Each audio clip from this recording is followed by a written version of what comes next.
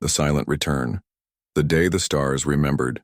Fear for 50,000 years, the Galactic Federation had celebrated the same victory every cycle. Children across 1,000 worlds learned the same history lesson in schools made of crystal and light. Teachers with scales, fur, and silicon skin all told the same story with pride. Long ago, there was a dangerous species called humans. They were violent, unpredictable, and too ambitious for their own good. But they destroyed themselves in wars and vanished completely, leaving the galaxy in peace. The story was so old that most beings believed it without question. Earth had become nothing more than a forbidden coordinate on ancient star maps, marked with warnings that no ship should venture there. The solar system sat empty and dark, a reminder of what happened to species that grew too powerful too quickly. But on the morning when 3 red suns aligned over the Federation's capital world of Nexus Prime, everything changed. The signal that shattered silence deep in the monitoring stations that ringed the galaxy's edge.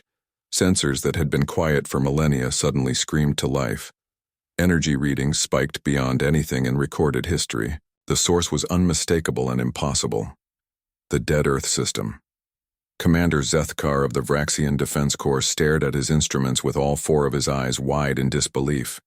His scaled hands trembled as he activated the emergency protocols that hadn't been used in over 10,000 years. "This cannot be accurate," he whispered to his second-in-command, a crystalline being named Shardlin. "Run the diagnostics again." But before Shardlin could respond, the readings doubled.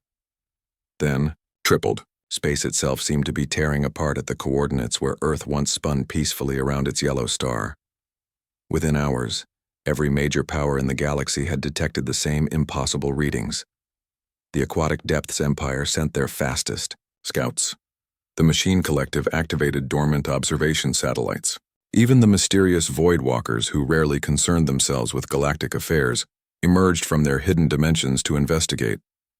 What they all discovered made their worst nightmares seem like pleasant dreams. The fleet that should not exist. The first ships to emerge from the quantum disturbance were unlike anything in the galactic databases.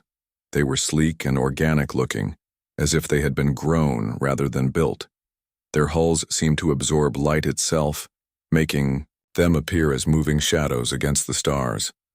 But it wasn't their appearance that sent waves of terror through every species in the galaxy. It was their size.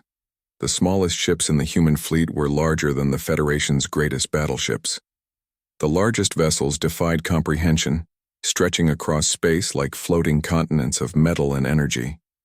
They moved with perfect coordination, taking positions around the Earth system with the precision of dancers performing an ancient ritual, and they were completely silent. No radio transmissions, no energy signatures that could be analyzed, no response to the dozens of peaceful contact messages sent by desperate Federation diplomats. The human fleet simply existed, watching the galaxy with invisible eyes, waiting for something that no one else understood. Emergency Session of Terror. The Galactic Federation's High Council hadn't held an emergency session in over 8,000 years. The Great Chamber on Nexus Prime, built to showcase the unity and wisdom of 100 different species, had never felt smaller or more fragile. Speaker Veltara, a towering insectoid with gossamer wings, called the session to order with a voice that barely concealed her panic. Around the circular chamber, representatives from every major power looked like frightened children rather than the leaders of star-spanning civilizations. "Fellow beings," Veltara began, her mandibles clicking nervously. "We face an unprecedented situation. The species we believed extinct for 50 millennia has returned. The question before us is simple. What do they want?" The silence that followed was deafening. Finally, High Admiral Korn of the Centauri system stood. His reptilian features were etched with ancient scars from battles fought in the galaxy's turbulent past. "Perhaps," he said slowly, "the better question is, what can we do to stop them?" The answer came not from any member of the council, but from the air itself. A voice, calm and undeniably human, spoke from every speaker in the chamber, from every communication device on every world, from the very particles of space itself. You cannot stop what was always meant to return. You have built your peace on the foundation of our absence. That foundation was always temporary. The message of reckoning, the voice continued, and with each word the terrible truth became clearer. For 50,000 years you have told stories about our destruction. You have convinced yourselves that we were a plague that burned itself out. You were wrong.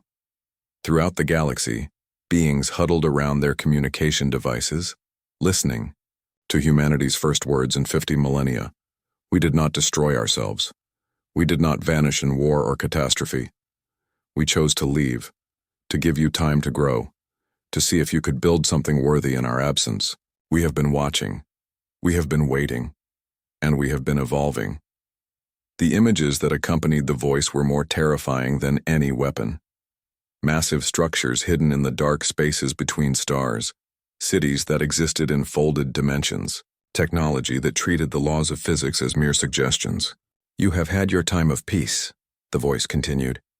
But peace built on lies and fear is not true peace.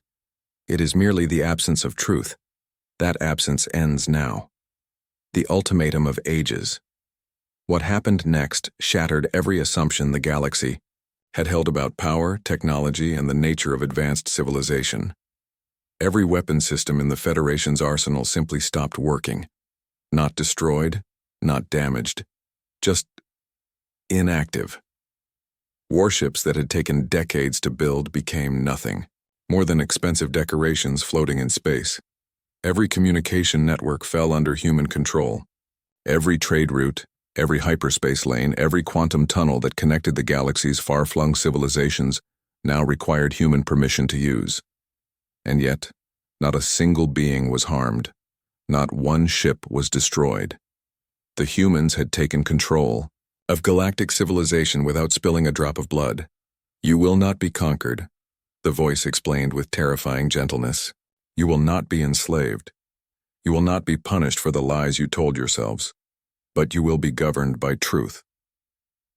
The truth was simple and devastating. Every piece of advanced technology the galaxy used was based on principles that humanity had discovered and abandoned tens of thousands of years ago. The Federation's greatest achievements were humanity's discarded experiments. You have been children playing with toys we left behind, the human voice said. It is time for you to grow up. The weight of reality. In the hours that followed humanity's announcement, the galaxy experienced something it had not felt in 50,000 years, genuine fear of the unknown.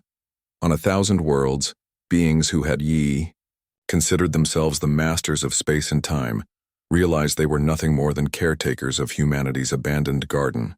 The technologies they had reverse-engineered, the scientific principles they had discovered, the very languages some species used for mathematics and physics, all of it traced back to human origins.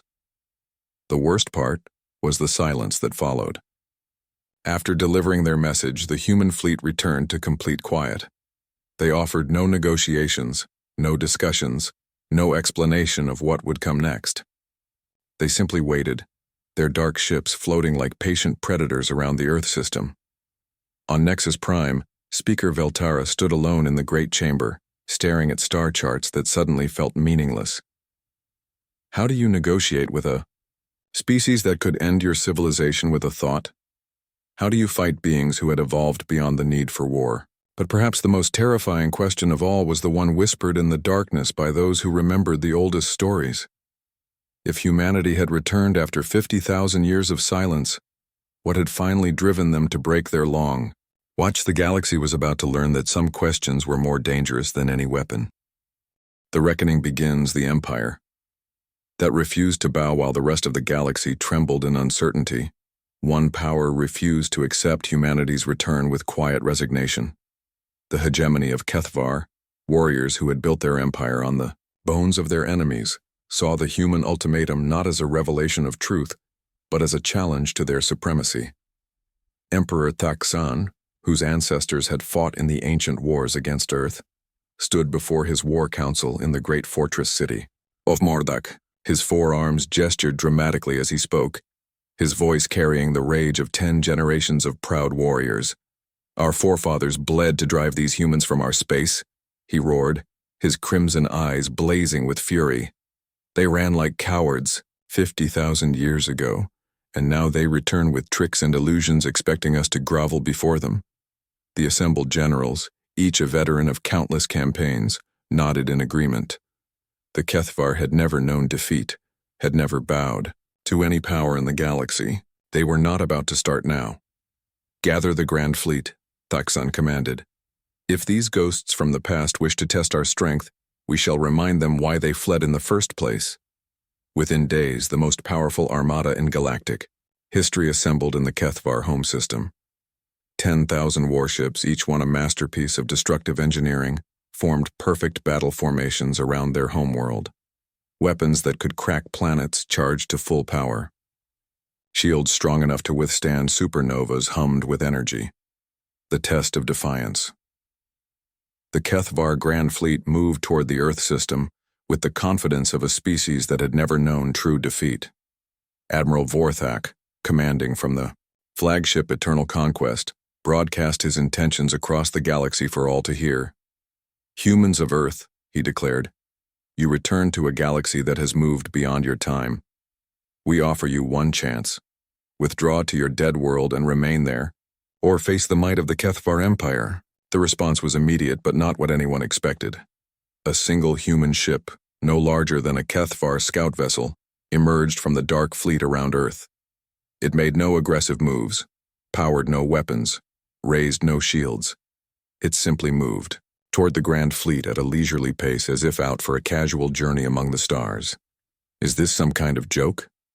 Admiral Vorthak snarled. One ship against 10,000, but as the human vessel approached, something impossible began to happen.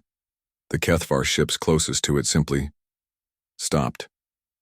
Not destroyed, not disabled, but frozen, as if time itself had been suspended around them. One by one, starting with the outer edges of the formation, the Grand Fleet fell silent. Weapons powered down without being ordered to do so. Engines shut off despite the desperate commands of their crews. Even the emergency systems failed to respond. Within minutes, 10,000 of the most advanced warships in the galaxy had become nothing more than monuments to the futility of challenging Earth's children. The voice of evolution, as the Kethvar fleet drifted helplessly in space, their crews unharmed but completely powerless, the human voice returned. But this time, it spoke only to them, transmitted directly into their minds with a clarity that made their finest communication systems seem like whispers in a storm. You misunderstand what we have become, the voice said, and though it remained calm, there was something in it that made even the bravest Kethvar warriors feel small and insignificant. You see ships and assume we fight as you fight. You see technology and assume we think as you think. You are making the mistake your ancestors made. Admiral Vorthak, trapped in his command chair by systems that no longer obeyed him, managed to gasp out a question. What? What are you? We are what you might have become, came the reply. If you had chosen growth over conquest, evolution over stagnation, wisdom over pride. While you have spent 50,000 years perfecting ways to destroy each other, we have been learning to transcend the need for destruction. The human ship had not moved any closer, but somehow its presence filled the space around the Kethvar fleet like a living thing. Your weapons cannot harm us because we no longer exist in the same reality where such weapons have meaning. Your shields cannot protect you because the threat you face comes not from outside, but from the recognition of what you truly are. The demonstration of truth. What happened next would be discussed in hushed whispers across the galaxy for generations to come. The human ship began to change, not in its physical structure but in the way it existed. It became translucent, then seemed to exist in multiple dimensions at once, then appeared to be made of pure thought given form. This is what we learned. In our long exile, the human voice explained. Matter and energy are temporary states. Information and consciousness are eternal. We have learned to exist as both and neither. Around the paralyzed Kethvar fleet, space itself began to shift. The laws of physics, so fundamental that no species had ever questioned them, became fluid and malleable. Stars appeared where there had been empty space. Gravity flowed like water. Time moved in spirals rather than straight lines. Your empire spans 1,000 worlds, the voice continued, but you have never learned to span even one dimension of understanding. You measure strength by how much you can destroy, but true power lies in choosing not to destroy when destruction would be easy. Emperor Thaxan, watching from his homeworld as his invincible fleet was rendered helpless without violence, finally understood the futility of resistance. This was not a battle between equals. This was a parent gently correcting a child who had grown too proud of its toys. The greater revelation, as the human ship restored normal space around the Kethvar fleet and their systems came back online, the galaxy waited for the punishment that must surely follow such defiance. But instead the human voice carried a revelation that changed everything. We did not return to reclaim our old empire, it said, speaking now to every being in the galaxy. We did not return to punish you for your pride or ignorance. We returned because something is coming that threatens everything we have all built. The images that followed were unlike anything in recorded history. Ships so vast they dwarfed galaxies, beings of such power that stars were mere candles in their presence, a tide of annihilation sweeping across the universe, consuming everything in its path. They are called the Silence, the human voice explained. They are what becomes of civilizations that choose consumption over creation, expansion over evolution. They have devoured 1,000 galaxies and are now approaching ours. The terrible truth became clear. Humanity's return was not conquest, but preparation. The species that had voluntarily exiled themselves from galactic affairs had spent 50,000 years becoming something capable of standing against an enemy that could not be fought with conventional weapons or tactics. The new alliance, we offer you a choice, the human voice said, and for the first time in 50,000 years there was something almost pleading in its tone. Remain as you are, proud, separate, convinced of your own supremacy, and face the silence alone. Or, learn to grow beyond what you have always been. Learn to become more than the sum of your fears and ambitions. Emperor Thaxan, his pride shattered but his understanding expanded, was the first to respond. What would you have us do? Learn, came the simple reply. As we learned, as we grew, as we became something greater than what we were. The silence feeds on conflict, on fear, on the divisions between species and worlds. Only unity can stand against them. Only evolution can survive them. Across the galaxy, the same choice echoed from world to world, species to species. The easy path of remaining as they had always been, or the difficult journey of becoming something unprecedented, a truly unified, galactic civilization. On Nexus Prime, Speaker Veltara looked up at the stars with new understanding. The galaxy's long peace had not been built on humanity's absence, but on their patient preparation for this moment. 50,000 years of growth, of learning, of becoming ready for the trial that was coming. The human fleet began to move, not in conquest, but in coordination, positioning themselves to begin the greatest teaching project in galactic history. They would help transform a collection of squabbling civilizations into something that could stand against the infinite darkness approaching from beyond the edge of known space. The age of false peace was ending. The age of true unity was about to begin. And in the deepest corners of intergalactic space, something vast and hungry turned its attention toward the galaxy, where an old enemy had finally decided to make its stand.